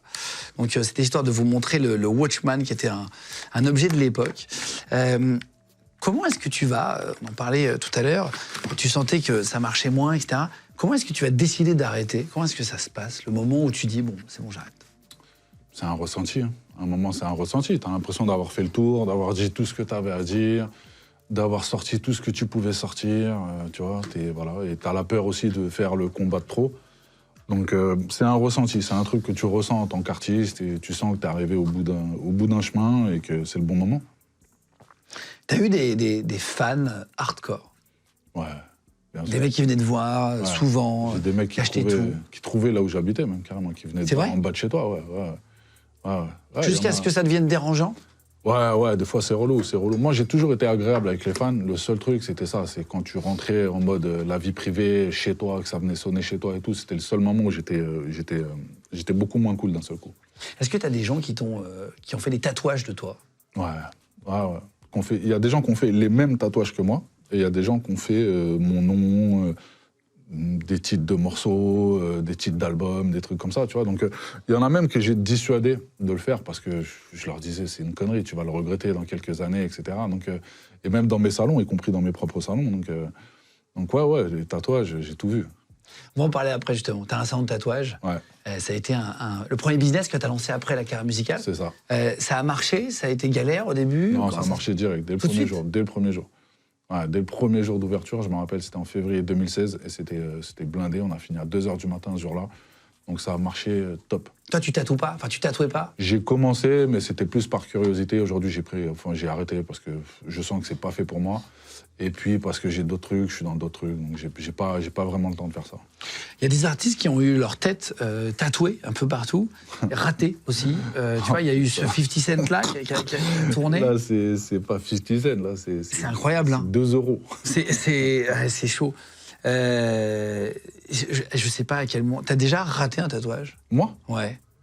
Bah, moi, j'ai commencé. Le premier que tu fais? Moi, j'en ai fait très peu, donc ils étaient pas top, mais c'était vraiment pas de ce niveau-là non plus, tu vois. Ça, là, tu portes plainte. C'est de la malveillance, là. Là, ouais, là, t'aimes pas le mec. Regarde, là, il y a eu, tu vois, est-ce que t'as déjà eu des fans qui sont fait tatouer, genre, cyniques sur le front? Sur le front, non. Sur les mains, sur le corps, oui, mais pas dans des endroits aussi visibles. Et encore une fois, s'ils me le demandaient, sincèrement, Tu leur aurais dit à l'époque déjà? J'aurais dit non. Michael Jackson, ouais. Tu vois, ça c'est le niveau quand même de tatouage. C'est chaud. C'est Là, les vrais tatoueurs, là, les mecs qui bossent, les mecs qui sont dans mon shop, etc., ils voient ça, ils rigolent. Même à 8 ans, à 6 ans, ils faisaient mieux que ça déjà. Ça, c'est chaud. Donc toi, t'as connu un peu ça quand même? La période des tatouages sur le corps, des fans. Mais même encore aujourd'hui. Il y a des trucs qui sont corrects. T'as vu un petit lettrage d'un morceau qui les a marqués, parce que le morceau, il a accompagné une partie de leur vie, etc. Ça, c'est les trucs qui reviennent le plus souvent. Mais moi, j'étais contre les trucs trop, tu sais, l'artiste. Donc, un gros ta tête quelque part, où toujours, je leur dis, fais attention, tu vas le porter toute ta vie. Donc, j'essaye même plutôt de les dissuader, mais il y en a qui veulent le faire. Qu'est-ce que tu vas faire comme autre business à côté du sound tatouage pour comprendre ta vie depuis que tu as arrêté la musique? Là, je viens d'ouvrir avec David Delaplace, qui est un des plus grands photographes, voire même le meilleur dans l'univers urbain et bien au-delà. On vient d'ouvrir un studio de tournage qui s'appelle Classic Studio. C'est dans le 77 et c'est un lieu où tu peux tourner des clips, tu peux faire des photos, on loue des voitures américaines aussi. Et voilà. Tu vis du sound tatouage et de ça? De ça, ouais, ça c'est tout nouveau. Ça. Là, à l'heure où je te parle, on est en train de le lancer. Donc ça, ce sera opérationnel d'ici un gros mois, je pense. Et voilà, sinon le shop, Iconic Tattoo Shop, sur Paris 14. Et d'autres trucs plus scred, dans les travaux. Tu vois, moi, je suis un touche-à-tout, j'aime bien être partout. Je mettrai le lien, si tu veux, du sound tatouage en cliquable, si ça vous intéresse, si vous voulez vous faire tatouer sur Paris, dans le 14e, il y aura le lien en dessous. Et si tu as un site internet pour le studio de tournage, bien sûr. Au moment où on sortira la vidéo et tout, pas de problème, on le mettra aussi dessous. Donc si vous avez besoin pour des clips, c'est plus pour des clips, c'est ça? Tout. Clips, cinéma, photos. Et je te dis, à l'intérieur, on a aussi une collection de voitures américaines, des Corvettes, des Mustangs qu'on loue aussi.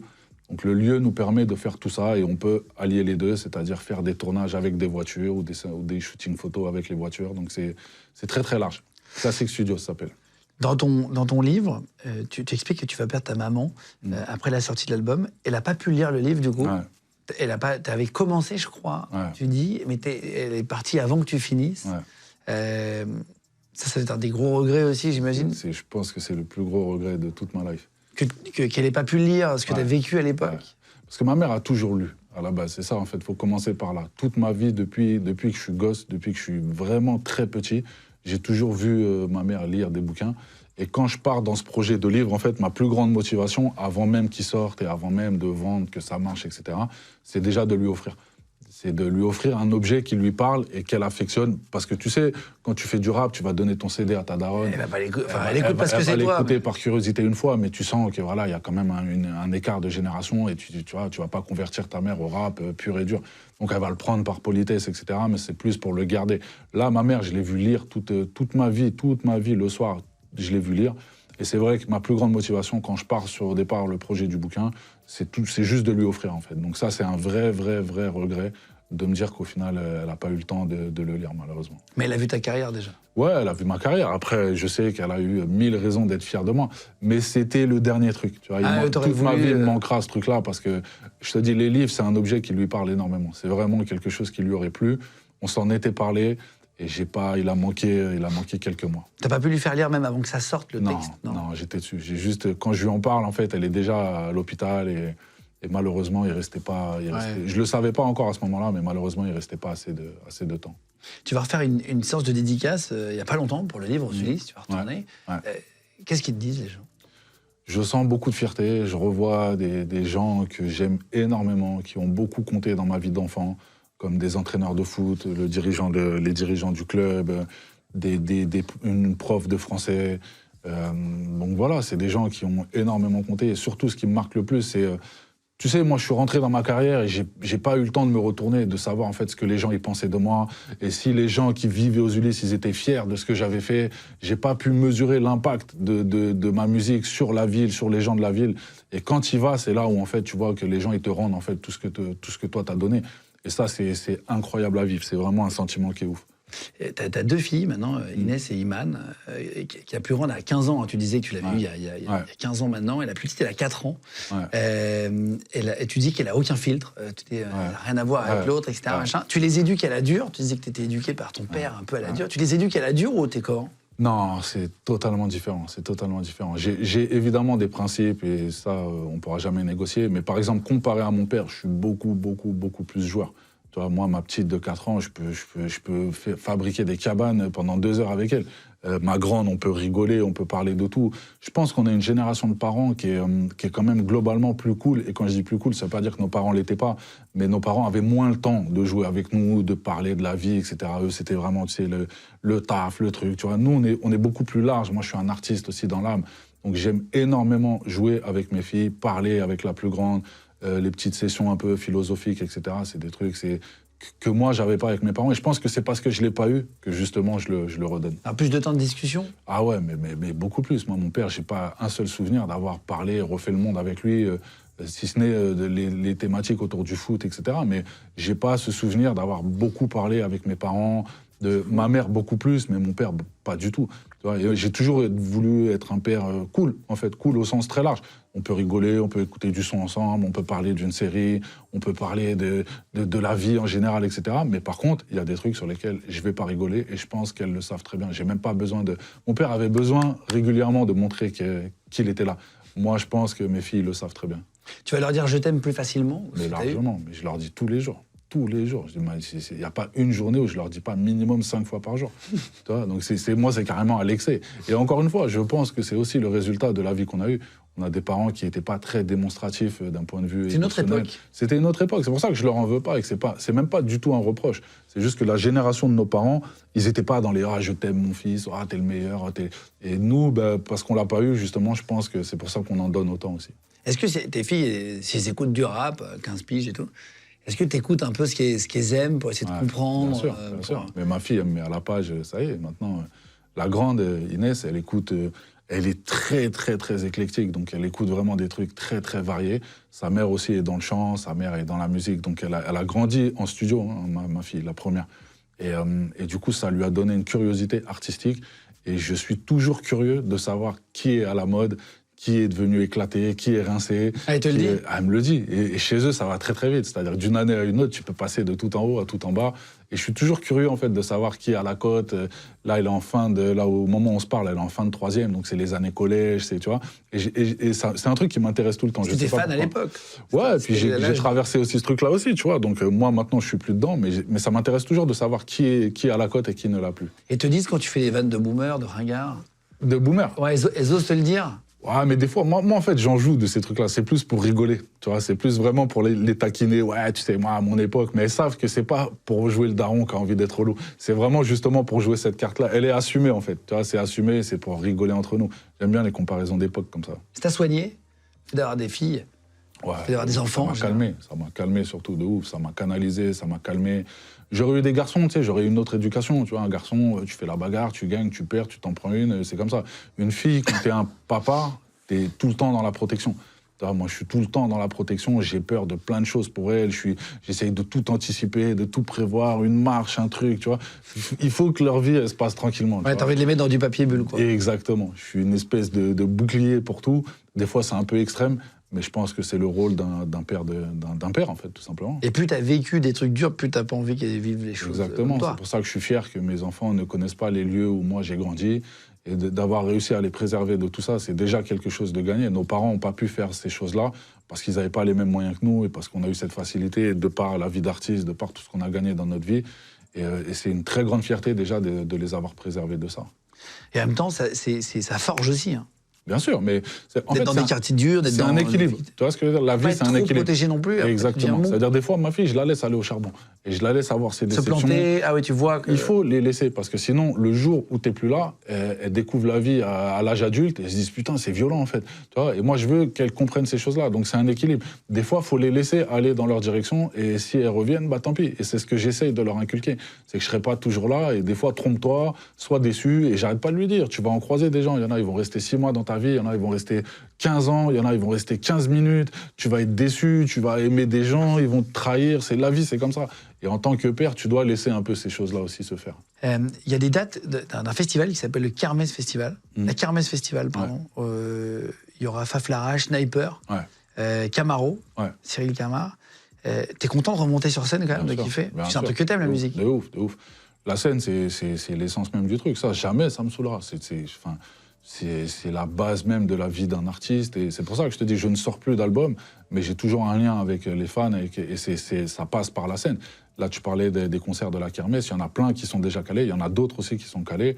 Et de juin à quasiment la fin de l'année 2024, on sera en concert très très régulièrement un peu partout. Et ça, il n'y a rien qui me rend plus heureux que ça. Que monter sur scène, etc. Remonter sur scène et puis croiser des... On a grandi ensemble. Tu sais, quand tu as une carrière, tu as un public, et le public, c'est comme un membre de ta famille.